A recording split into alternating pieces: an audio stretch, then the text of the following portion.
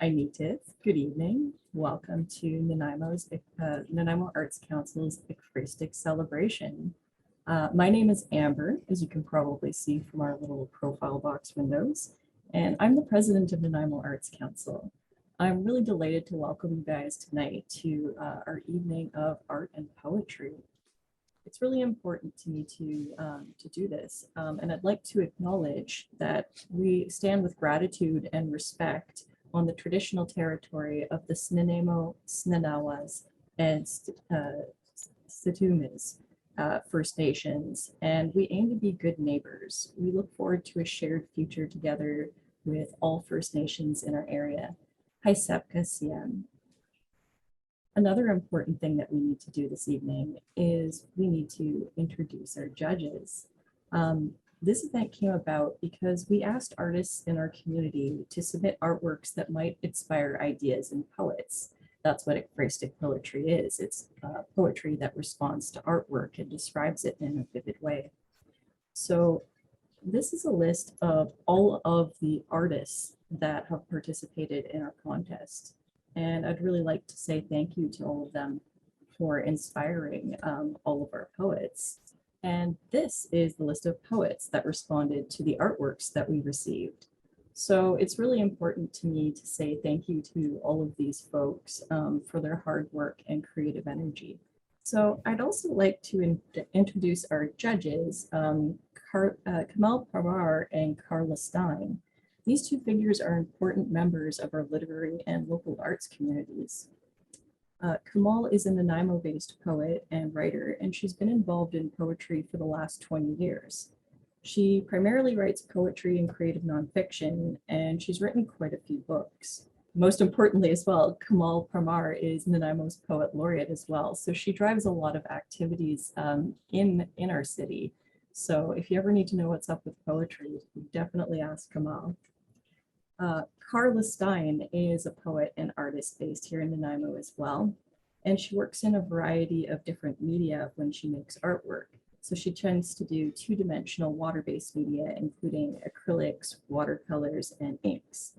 And she's also the artistic director of WordStorm, Nanaimo's literary arts society. So she's also a very good person to look to in our community for arts activities, especially when it comes to writing. So hello to you, Carla and Kamal. I'll just turn this off for a second. I was wondering if the both of you would like to take a moment to speak to your involvement in this contest and to talk a little bit about your judicial process and maybe just say hello. You want to go first, Carla? Oh, go ahead, Kamal. You're already talking. Okay, so good evening, everyone. It's an honor and a privilege for me to be one of the judges for this wonderful Nanaimo Art Council's Ekphrastic Celebration event.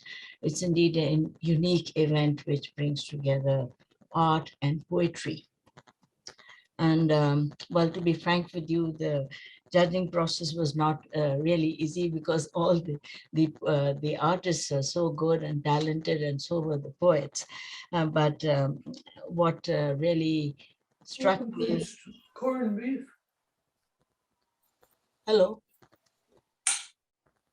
Sorry, are you able to hear me? Oh yes, I'm just. Yeah, you're fine. I think somebody just forgot to shut their mic off. Okay, so what I liked was the dichotomy that existed between the poems and the artwork.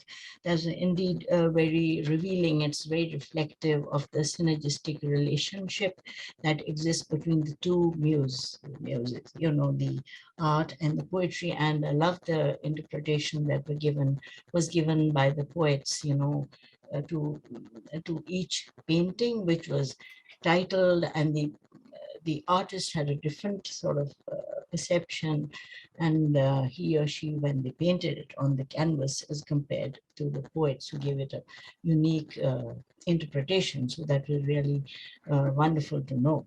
And I think that was it. It's really wonderful to be one of the judges. Thank you. Thank you, Kamal. Yeah, I just wanted to add to that. I mean, you pretty much summed up a lot of what I was going to say as well, so I'm not going to be too repetitive here. I wanted to say thank you to Nanaimo Arts Council for inviting me back to judge the Ekphrastic contest again. I had the honor of doing that last year, and it was wonderful to be invited back again this year. Being an artist and a poet myself, it's always an interesting kind of adventure to see how other people look at art and then turn it into a different type of art. And so it was a very enjoyable kind of experience for me, reaching in and looking at the art pieces, not knowing really what the intention of was the artist, because all we got was the artist's name. We didn't get the names of the poets at all. We got a title of a poem and which piece the poem was based on. So it was pretty much a blind kind of way of judging things. But it was fascinating to sort of dive in and say, like, oh, here's this piece, and this person has written a poem to this piece, and how does that sort of, go with what I'm seeing in the piece, and does it fit? And a lot of times it was a perfect fit. A lot of times it was a unique surprise and a wonderful surprise. And so it's been an adventure, and I thank you to all the artists and all the poets for the time that they took to contribute. Perfect. Thank you so much, Carla and Kamal. It's utterly invaluable to have both of you as judges with all of your experience and local knowledge. So thank you so much for being here with us and helping adjudicate our whole contest. From here, we don't want to leave everybody in suspense for too long. So I would really like to start announcing some of the winners with your help. All right, so Kamal, would you like to help me introduce our honorable mention? Yeah, certainly. So the artwork which really actually came into the honorable mention category by Melissa Woodcock, Through the Storm, and the poet is Joy Alexandra Dubé. The poem is titled The Wave. Perfect, thank you so much. Yeah. So what a beautiful image this is. I'd like to invite the poet, if Joy is here tonight with us, if you'd like to take a moment to read. We'd love to hear what you have written about this piece.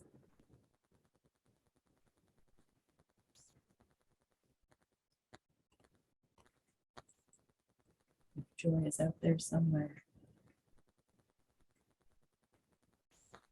Oh, I'm not sensing that they are. Is the artist here? Is Melissa Woodcock here?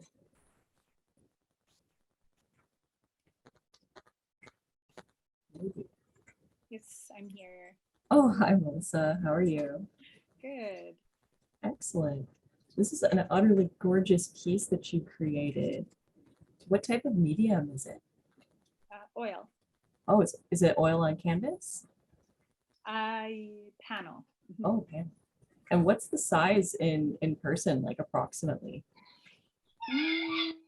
30 by 60, I think. So it's quite a large piece. Perfect. It's utterly gorgeous. I love how much color and dimensionality you've worked into this. What was your inspiration? I'm guessing it might be the landscape, but I'd like to hear your point of view. Yeah, thanks, Amber. Yeah, I spend a lot of time at the dog beach down the Invermere dog beach, so that was the spot in mind. I'm originally from the prairies, so I've always enjoyed the skies and the clouds, but the ocean, they kind of have this interplay with the water that I find really interesting, and yeah. Perfect. So looking forward to hearing the poem that goes with it. So yeah, I'm wondering if I can track it down here, because if the poet isn't here, I'd still really like to take the moment to actually hear what this could sound like next to it. So I managed to track down Joy's poem Wave, and I'm going to attempt to read it because I'd really like to see and hear the pairing together. So please forgive me. I'm going to read off of my phone. So I'm not sure that this would be the poet's original intent in terms of flow, but I'll try my best just to keep in the spirit of the evening. So this is Wave by Joy Alexandra Dubé. Think of me as power swelling from Earth's center into a wave that calls to you. Think of me as a wave cresting and bubbling, wondering if you can hear me. Think of me as foam that lingers only for seconds before merging with you. Think of me as blue poured into a red sunset, waving at you, not drowning. Think of me as moonlight reflecting opalescent oyster shell at the bottom of a tide pool, beaming at you. Think of me as a life raft tossed between swell and trough and holding you afloat. Why remain a painting when I'm standing next to you? Can I say a few words on that, Amber? Yeah, absolutely. Please do. So I found this the poem really powerful and rich in imagination, very visual and evocative. The reader is, one is captivated by the various versions of the wave. That's the title of the poem, which is I found it so apt. The colors in the form of a wave become, to quote a line from the poem, a life raft tossed between swell and trough, holding you afloat. So it's a beautiful ekphrastic version of the painting by Melissa Woodcock. Thank you. It is stunning. Thank you for sharing your remarks on that as well. So this is a piece by Kat Cerns that is titled New Growth. And the poetry Perennial was written to it by Jonathan Moskaluk. I hope I'm pronouncing your name correctly, Jonathan. Pretty good. Feel free to correct me if necessary. Yeah, I thought it was a really, apologies, my dog has decided that he wants attention and is parading behind me. If you're hearing clicks, that's my dog's nails on the floor. Sorry about that. So I just wanted to say that I thought your poem really captured well the random intensity of the pattern in this piece and the colors that seem to drip and flow into each other. I especially enjoyed the juxtaposition of some of the words that you used, like weary and wriggling. I thought that was, you don't think of somebody who's weary moving around. So I thought it was interesting that you were wearily wriggling in this poem, as much in the same way that some of the colors are sort of meandering into each other in the painting, and it's kind of wonderful. So thank you so much for that, and congratulations on winning third place. Thank you. So Jonathan, if you'd like to read your poem, we'd love to hear it. Yeah, you can hear me okay? Yes. Okay. This is my poem, Perennial. After months drenched in dormant time, downturned mouth corners reach up like new buds, bravely towards the bleak winter canvas that again stretches out, bathes itself in perennial blue in preparation, compels a hand to lift a color-laden brush, weary and wriggling, from stillness into something too lucent, too beautiful for unworthy and forgetful eyes, stinging the way the sun or tears might sting, and saturating the present as the past does. An invitation to move between seasons, an invitation to wander unrestrained, to let things writhe and wriggle, to let them wash away. It's wonderful, thank you. I agree with Carla that the word choice is unexpected but incredibly appropriate. Thank you for sharing. Thanks. All right, so we covered honorable mention. We've covered third place. We are working our way up. Second place, Kamal, I will return the mic to you again. Okay, thank you, Amber. So the second prize is Poppies and inspired by the artwork by Kelly Thomas, Gabriola held by the Salish Sea. It's absolutely stunning artwork, and so is the poem. Um, the the poem takes one to a higher notch by such impressive word imagery that makes the poem is also visual at the same time. Very thought-provoking and moving as the poet unfolds a past and takes takes the reader to the days of the First World War by giving it a personal touch. Personal, which is nostalgic too. So she actually reflects about the impact of the war on her father. The poet has skillfully crafted a poem that's both poignant and thought-provoking with a tinge of nostalgia. And it's written in a very simple, flowing manner, yet very thought-provoking. As I said earlier, the last line of the poem really blew me away. In Flanders Field by John McCrae. I could say more, but I think that's about it. Thank you for your remarks, Kamal. Unfortunately, the poet Robert Bowerman couldn't be here with us this evening, but he actually planned ahead. So he sent in a wonderful recording of him reading it. So I'd like to just put myself on mute here for a moment, and I'll play Robert Bowerman's recording, and he wishes to send his regards as well.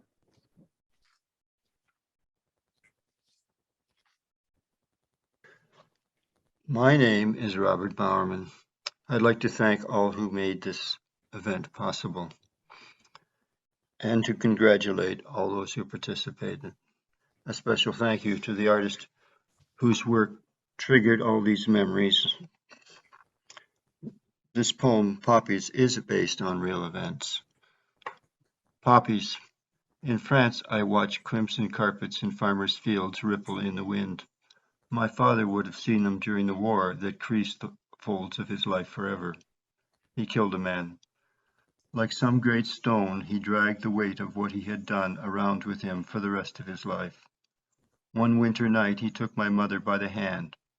They left barefoot imprints on the fresh snow of the lawn. He was calm as could be, my mother told me. "We have to get out of here," is what he said. Every November, my dad and I used to buy and pin paper poppies to our lapels. When he passed, my voice cracked as I recited the only poem he'd ever learned by heart. In Flanders fields where the poppies blow. That was Robert Bowerman's poem. Could everybody hear that okay? I'm going to guess yes. Is Kelly Thomas, the artist, here with us this evening? Yes, I'm here. I won't throw you on the spot too much. I was just curious.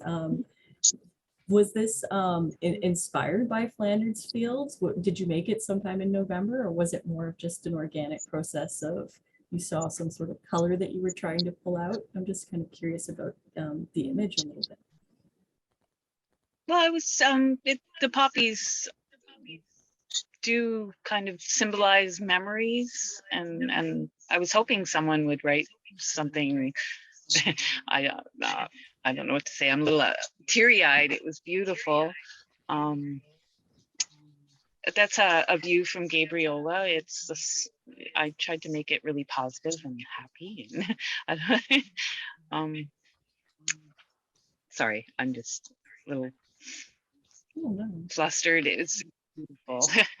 Well, I'm sorry to put you on the spot. It is an absolutely gorgeous poem, and I actually didn't hear the poem and look at the image together until just yesterday. So I had that moment in private. So I'll give you a little bit of time to decompress, but we really appreciate you sending this in, and I think the pairing was quite touching as well, and I'm glad that you found it that way too. Yeah, I was hoping it would strike someone with memories, and it did. Aw. Very much so. Thank you for sharing your artwork with us, and enjoy second place with Mr. Bowerman. Yes, thank you. I'm yeah. is great. I'm gonna mute and probably make the camera go away too. I'm really shy. That's okay. I'll stop putting you on the spot. You can go get some tissues and come back and join us. All right, thank you. Thanks, Kelly. All right, that brings us up to first place. Carla, would you like to help us do the reveal? I'll bring it up in 3, 2, 1. And there we are, first place. It goes so quickly.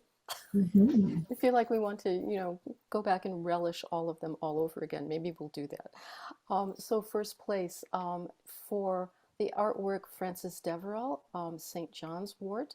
And I'm guessing it's an acrylic. Is Francis here by any chance? Yeah, actually oil on canvas. Oil on canvas, okay.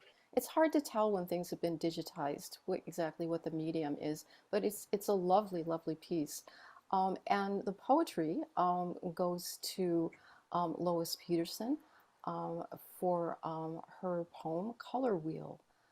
And before we hear the poem, we can see the artwork. I'm just going to add my 2 cents here.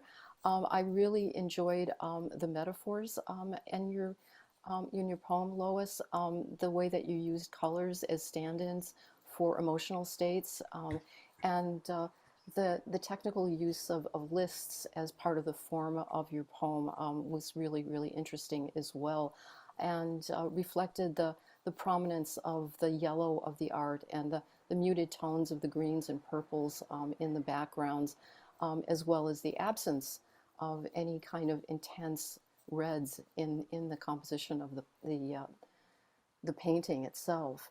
I particularly liked your line toward the beginning of the poem, not yet mad enough for the siren reds.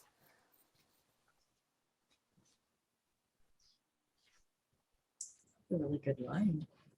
Is the poet Lois here? Yeah, I am. Oh, perfect. Would you like to give us a reading? We'd love to hear the full poem in relation to the image. Certainly, thank you. Color wheel. Beset by the blues, I push my paint towards the beacon of yellow, not stopping to rest in the greens between or the bruise of purple, and not yet mad enough for the siren reds. I have eyes only for the perfection of Hansa, the warmth of sunlight on stone, the bright tip of a leaf, a flicker in a flame, the warmth of so many summers in other lives. It's not so bad down there in the blues, the shifting tide, the unstartled sky, the memory of a bow on a summer's dress. But I'm meant for basking in full heat, lapping up the glare behind my closed lids, the glow on skin, the gleam of lily, sunflower, buttercup, dahlia, and on the days when clouds hang low, the comfort and color of St. John's Wort. That's wonderful. I always want to make everybody read everything about 2 or 3 times because I wish I could hear it again and again in relation to the image. It's such a wonderful opportunity to have them here. And it's interesting because that's not a take that I would have expected. As Carla pointed out, I keep hearing that line echoing, the not quite ready for red. Did Francis want to share any remarks on the painting or what inspired this image? Actually, I must have caught this flower in a wonderful moment of light because it was such a burst of light, and the little purple magenta ends of the stamens was so brilliant. I was just moved by the colors. And when I looked for the painting in the photograph that I had taken, I kept kind of blowing it up and look. And when I found the depth in the leaves, in a certain angle. That's when I settled on the image that I would create. But what I really want to say is thank you to Lois, because she really picked up my painting and ran with it in such a beautiful way. I felt so honored to have been chosen to have a poem and to have such a beautiful one. It, it's amazing, this process, how it expands the beauty of the painting to have somebody reflect on it like that. So my big thanks to Lois.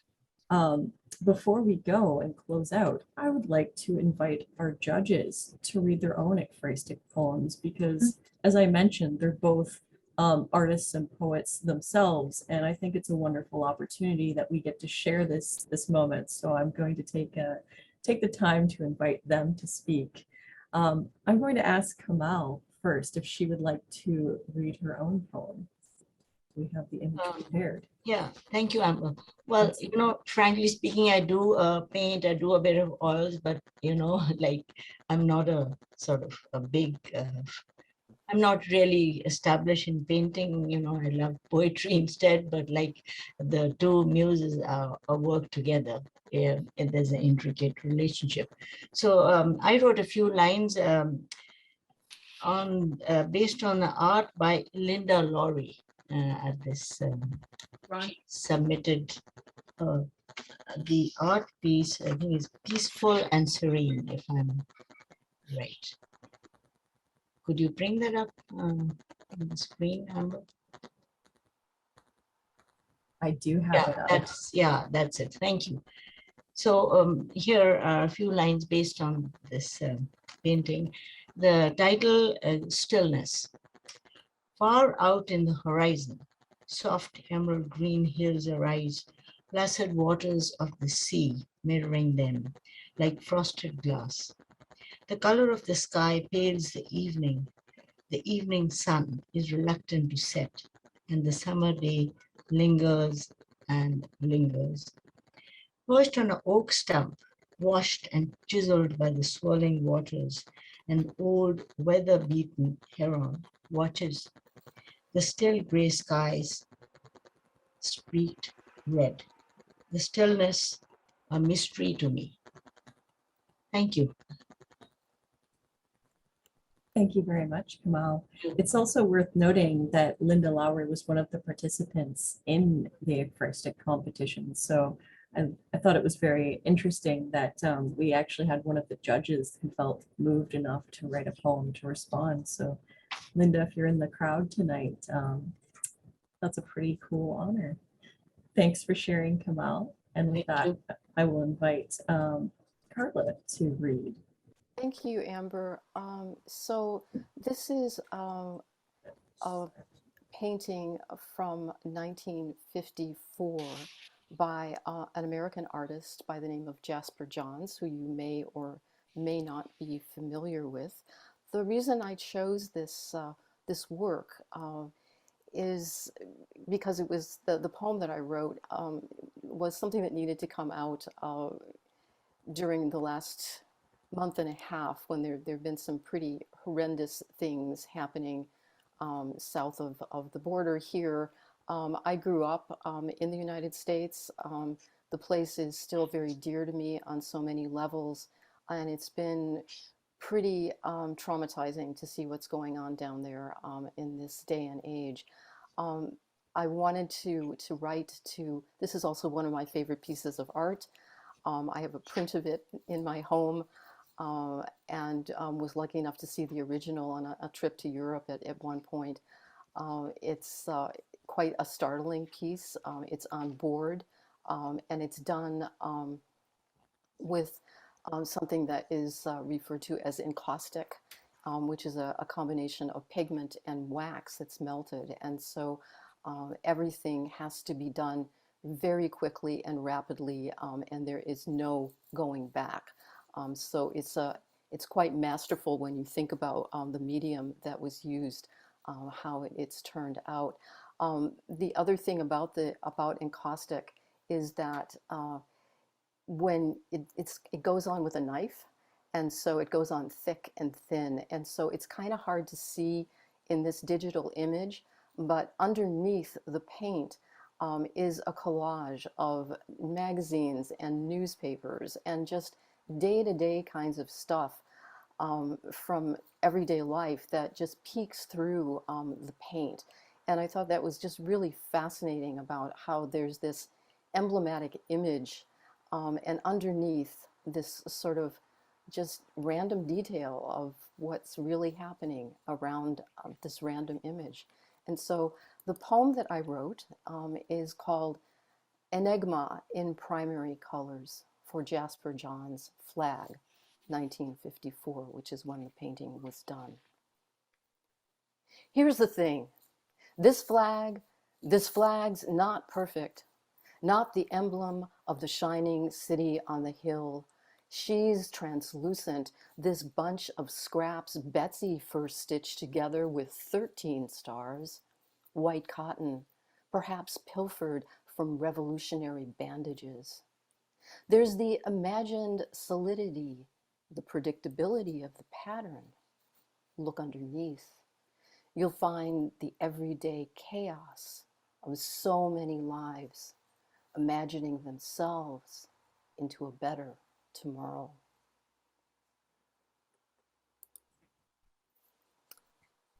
Nice.